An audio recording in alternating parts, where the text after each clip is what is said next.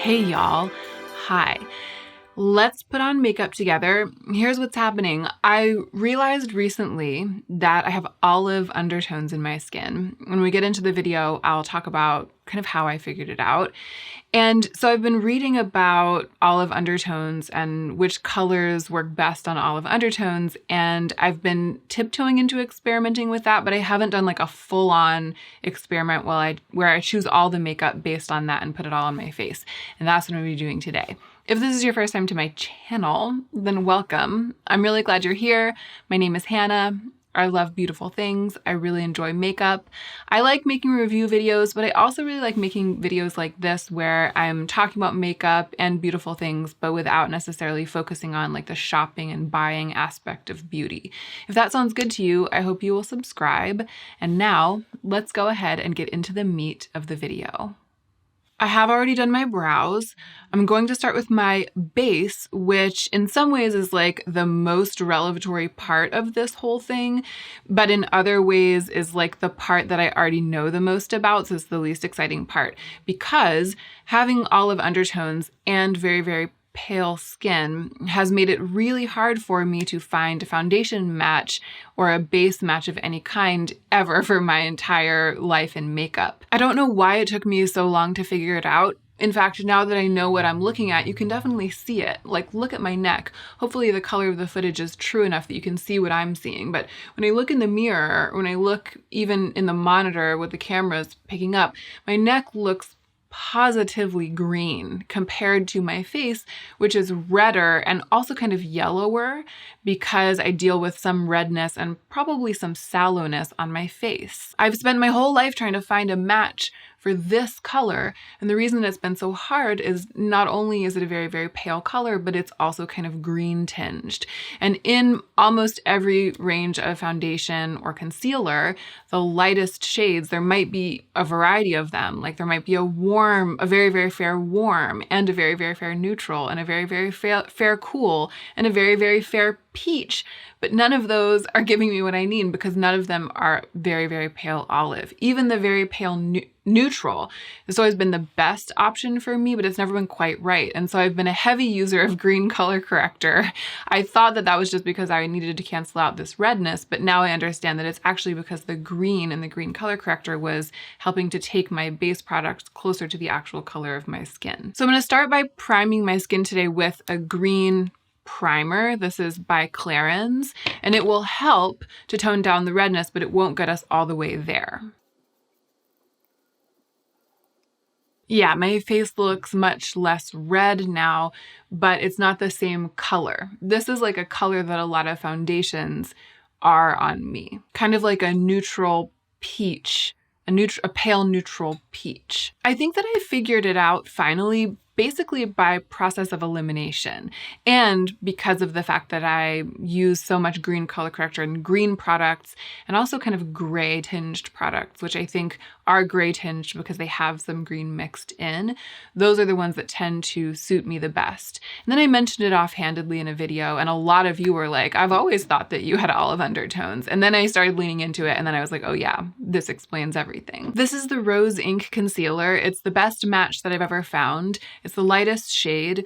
It's not advertised as having olive undertones, but I think that it's not just very neutral. It also has, again, like a bit of gray mixed in to make it neutral. A lot of brands, the neutral, what they claim to be neutral, it's almost like they've just mixed warm and cool. So they've mixed like their peachy color or their pinkish white with their yellowish or their super golden white, and they're like, this is neutral. In my experience, brands that have gotten it right with a neutral shade have actually added color. I mean, the things that match me, I think that they've actually added green.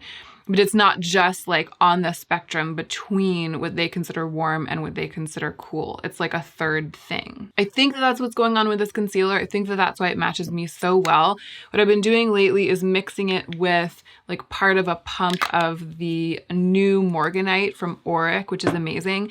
And today I'm actually going to put a drop of this Purito BB cream into it because it has that like gray color. It's too dark for me tonally, but it has like these these undertones, like the colors that are in it really, really work for me, really like blend into my skin. And I really like the feel of this product, the texture of it. I also wanted to let you know that they recently expanded the shade range, which is really exciting because it was formerly just 3 shades. Now it's 6 shades, and the deepest shade, obviously it's not comprehensive. It's not going to work for everyone. They definitely, I mean, even I am excluded from the range because the new lightest shade is very, very like yellow orange. I have it right here. Even though it's lighter tonally than the other one, it actually doesn't work as well for me because it's much further away from olive than the gray one down here. So a lot of people are still excluded from the shade range in that they can't just like get a tube and stick it right onto their faces. But the new deepest shade is definitely designed for deep skin tones rather than just being like a deeper shade of beige. So I'm gonna mix these 3 together and basically use that as like a light foundation.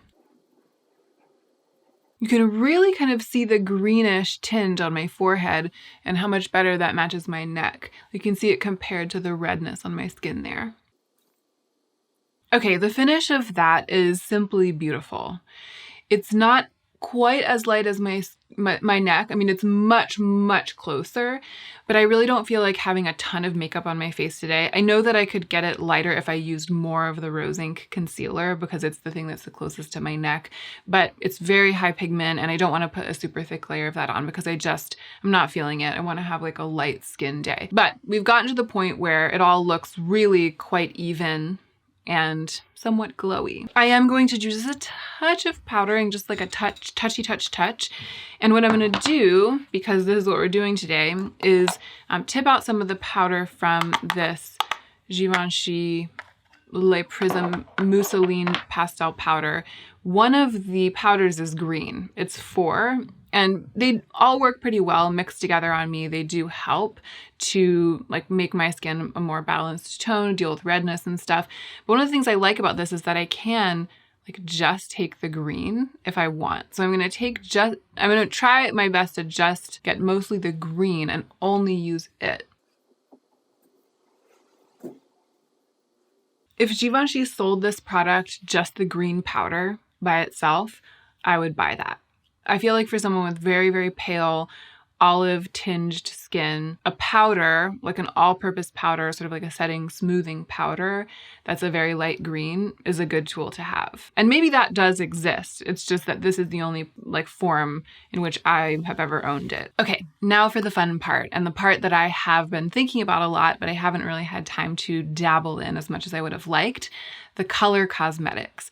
So when I started looking up best colors, like best makeup for olive skin tones, best colors for olive skin tones, all of the pictures, of course, are showing these gorgeous models with like rich mid-toned olive undertoned skin, like tan olive skin. And of course, I have very, very, very pale skin with an olive undertone. So I'm seeing these beautiful pictures and I'm reading about the colors that are suggested for olive skin, and they're colors like copper, bronze, plum, navy rather than like a bright blue, like murky teal rather than a bright green. And my favorite, rusty coral, rusty red, rusty orange, and kind of like a toned down or murky coral. So my suspicion is that because I have the same undertones as these beautiful models that I'm seeing in all of these listicles about color cosmetics for olive skin, the same undertones, but not the same tone, like not the same value in my skin, that if I take the colors that are recommended and sort of like lighten them, like go for a lighter, more pastel version of them to match my lighter skin, that makeup will really suit me. And I was curious to think, like, are those the colors that I've been gravitating towards? And some of them kind of are, but I've never really thought about it this way. So I do tend to prefer like bronzy shades and plummy things as opposed to like bright purples, for example, or blue purples. But thinking of it that way, thinking of it as like these are the tones that are going to work with my skin or pop on my skin has like lit a creative fire in me. For eyes today, I want to play a little bit with the coppery idea, and I also want to play a little bit with the sort of plummy brown or like plummy purple idea. Because I have been wanting to give this product like more chances, this is the Lisa Eldridge Liquid Lyrics in the shade Lauren. I'm going to start with a really thin layer of it all over the lids, and I'm going to go on top of it with some shadow, and we'll see how that looks. This is a copper. I mean, it's supposed to be gold, but it's definitely like an orangey copper, and it's definitely in the realm of the colors that are recommended for olive skin tones, but like a lighter version of it, sort of like a washed out and slightly mixed version of it. Okay, so I tried to apply as thin a layer as possible in my lids, and I tried to spread it out to cover as wide a surface area as possible, especially like in the upward direction and the inward direction.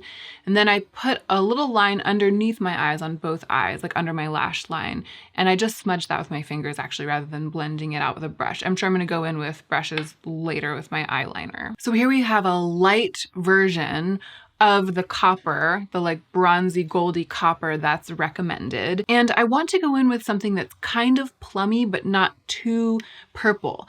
So I'm going to use this shade from the Gucci palette. It is like a plum brown. I'm going to use that in the outer corner to build depth. And then as I'm doing it, if I feel like I'm not getting enough color, like if it's really just looking brown, I might mix in a tiny bit of this purple, which isn't a plum, but I think that if I mix it with the plummy brown, it will lend like a more richness of purple to that plummy shade. Yeah, it's definitely showing up kind of redder than I expected it to. And rusty red, again, is like one of the main colors that I am leaning into working with right now, but I wanted a little touch of purple on the lids. Oh yeah, that totally worked. Adding in that purple made it feel plummier for sure. I'm actually gonna add a tiny bit more. Oh yeah, that definitely worked. That's very plummy, but the kind of blue nature of the purple wasn't able to overtake the rusty red brown underneath it. So it like stayed in the realm in which I wanted it to stay. And I feel like actually this is a more sort of nuanced, interesting plum than I would have gotten if I'd just gone in with one color. So I'm really here for that. Okay, I'm going to add this Victoria Beckham eye kajal as an eyeliner and like buffing it out on my lower lash line because I really love this color. And it's also one of the colors, it's a version of one of the colors that's recommended, like a bronzy, dirty olivey shade. But it's different than what's here. It's not going to blend into what's here. It's going to sort of, again, add some nuance and contrast. And I think that that'll be interesting. It's a really creamy product. I'm going to like fill my waterline with it and then smear it and buff it with a brush down. And I'll just put a little bit of it on my upper lash line because I don't want to obscure what's up there already.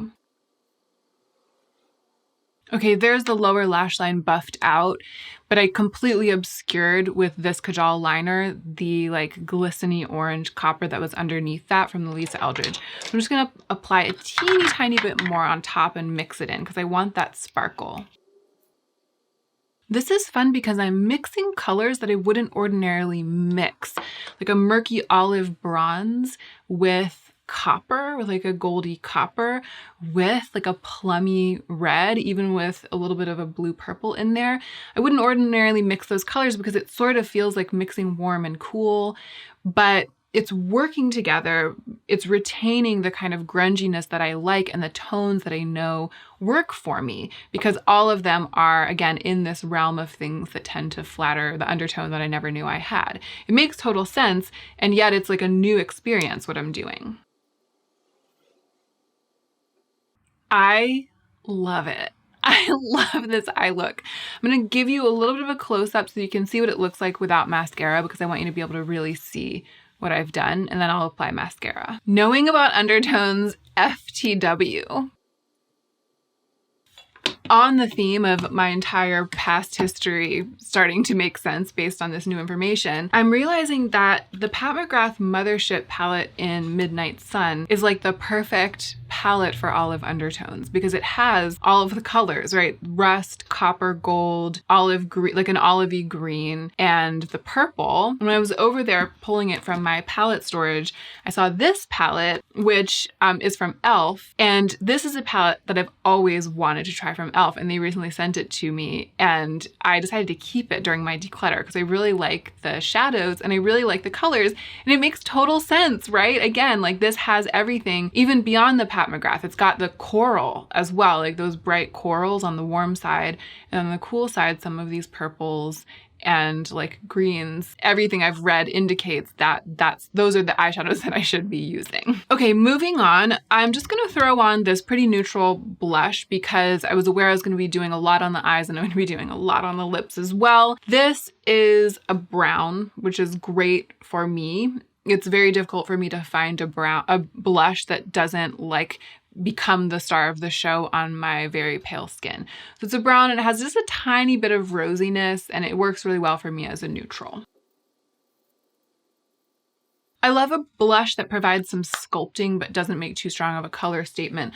Although I think that there was a little bit of something brighter on this brush that got mixed in. But that's great. I don't look washed out, but I also don't look like blush woman. I was the most interested in learning about what lip colors might work well for me as someone who has very pale skin and has an olive undertone. Of all of the color cosmetics that I was curious about, this is the thing I was the most curious about because I feel like I sort of seesaw with lip color, especially strong colors. There are some things that I really know that I like, but sometimes I feel like I'm sort of just casting out, looking for like something brown, something neutral, something chocolatey.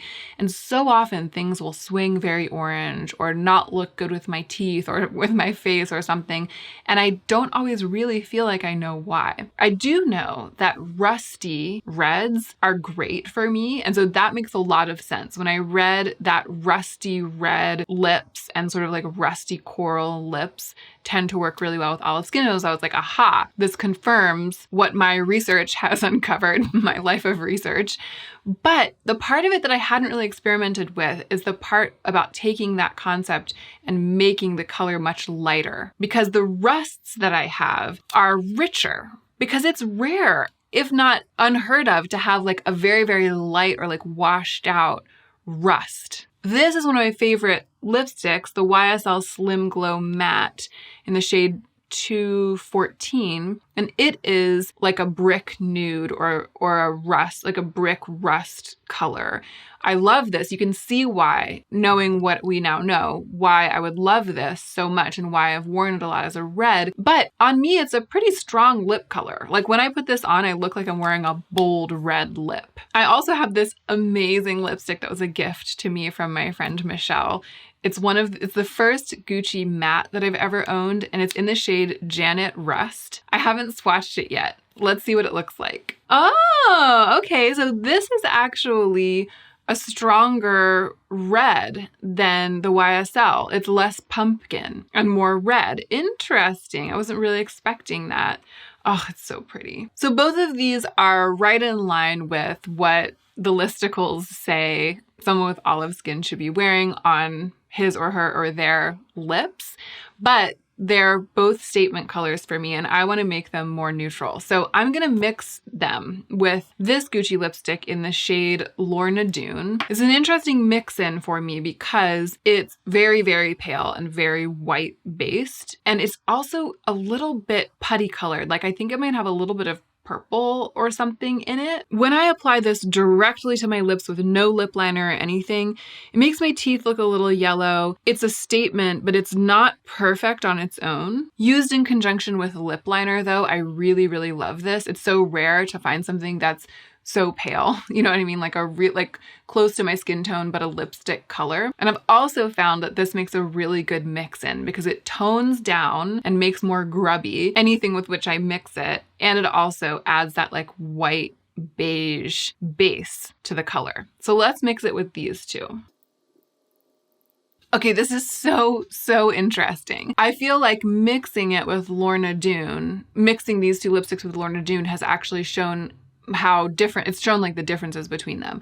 So there's not enough rust, there's not enough like orange in Janet Rust to counteract the slight like purple, like the slight cool tone in Lorna Doone. So it ended up looking like a pretty purple color. I still think that would make a really interesting lip color on me, but I'm more interested in this right here. That's the mix of the YSL Slim Glow Matte in 214 with Lorna Doone.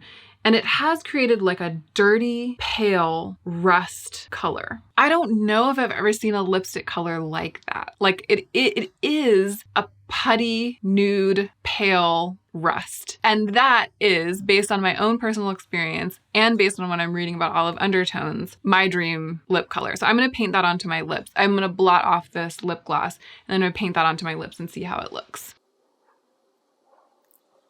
Okay, I'm kind of surprised. It's so interesting. It looks much more peach on me, like much brighter, much more like a pink lipstick in a weird way, or like a shade of pink. But the thing is that colors that look like this in the bullet are beautiful, but they don't look like this on me. They look really pink and weird and contrasty and not quite right, and they fight with my other makeup and they fight with my skin, you know?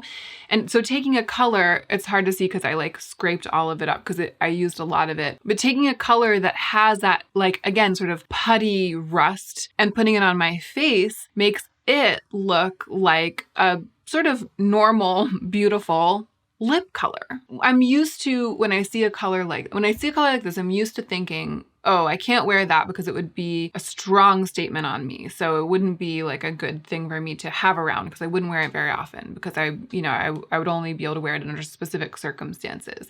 But this I feel like is a very wearable color. Like I could wear it with anything, any eye look, wear it by itself, wear it all the time. And it makes me understand why there's so much makeup that's made in the color that looks like this on other people. The weirdest thing about it is that it looks so bright to me, and I'm not sure how it's reading on camera, but it looks like a bright coral or a bright rusty coral, and it didn't look bright at all to me on my hand, not at all. It looked like a really muted color, but I like it a lot. I'm really happy with the way that it looks and the way that everything has ended up looking together. I'm not going to put this on right now because I like this and I want to leave it, but just for perspective, here's the color that we got mixing Janet Rust with Lorna Doone. I feel like when I'm holding up my hand, it's a little bit hard to see because you're looking at it in the context of the straight lipstick and of the other mix. But look at it. That will probably also be a really, really special, beautiful, like pinky red on me. So this has been an extremely enlightening fact-finding mission, a smash hit success.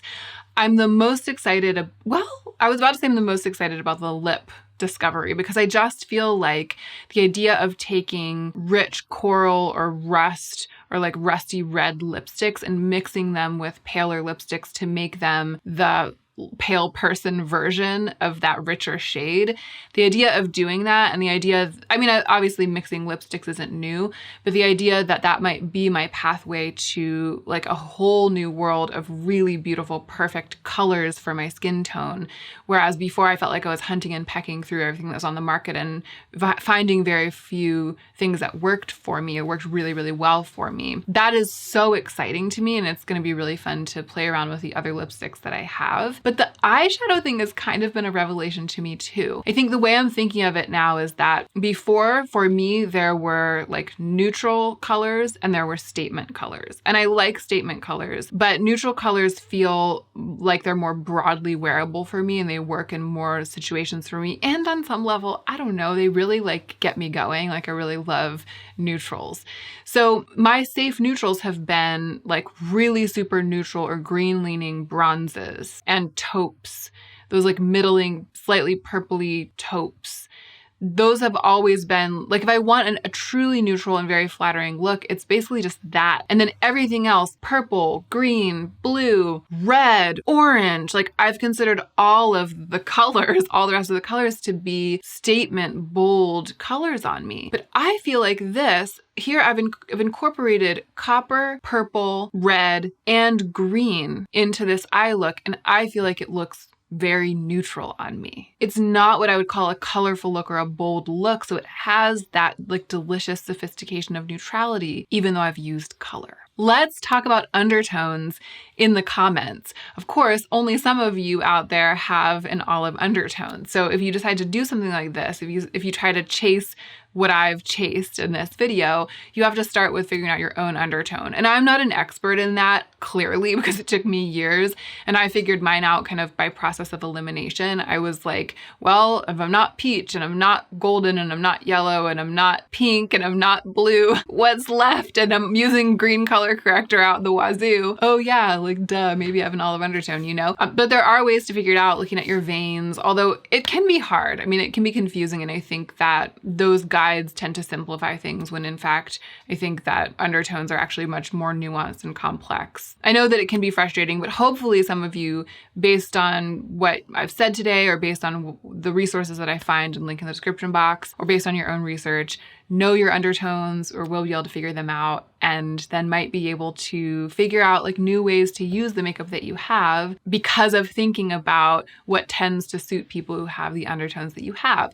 So if that has happened to you in the past, or if it's happening to you right now because of this video, let's hear about it in the comments. I'd love to know like what your color revelations are around this topic, because it's definitely been a doozy for me. It's been really, really interesting. I hope that you enjoyed watching this video.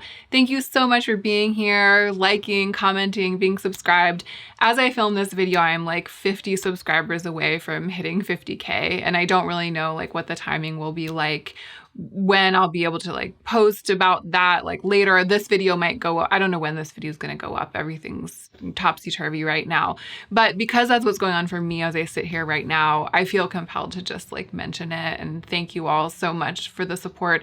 I truly did not think that my channel would grow to the size that it is right now today. Like I thought I was gonna kind of settle around 30K. I thought I was gonna never break 30K. For a long time, I was like, I'll get up into the like high 20s and that'll be it for the rest of my life. So I'm feeling very lucky and grateful.